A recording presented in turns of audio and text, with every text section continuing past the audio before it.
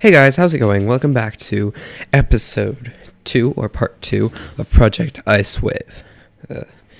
So today I'm so sorry how late I got this video up. It should have been up 2 weeks ago and I don't have an excuse. I didn't get anything extra done in that time.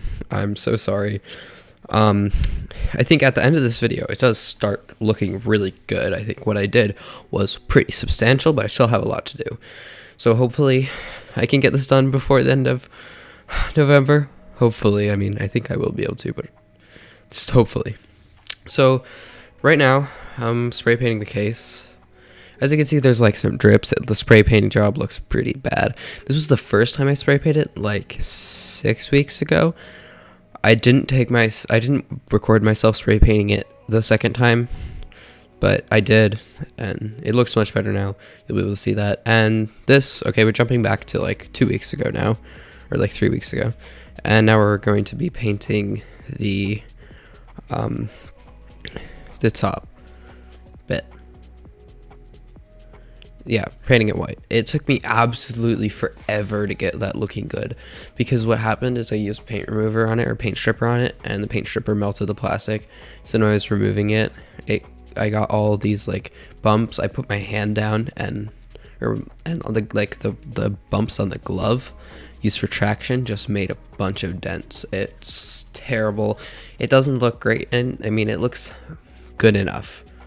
It took me like hours and hours and hours to try and get that working properly.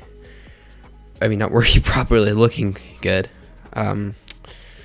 But yeah, so that was a pain in the ass.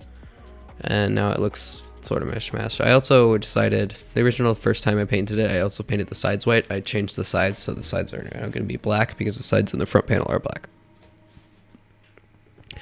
But yeah, anyways.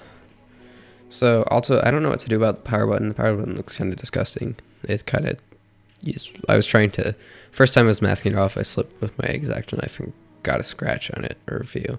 So it doesn't look great. I might just take that out and put a different power button. So now what I'm doing is I'm painting some PCIe brackets. I've also painted IO shield and a few other things.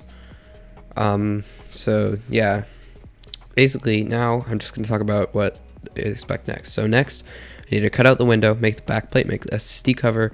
I need to make a little cover for the cooler so it's more white because it's a white theme build.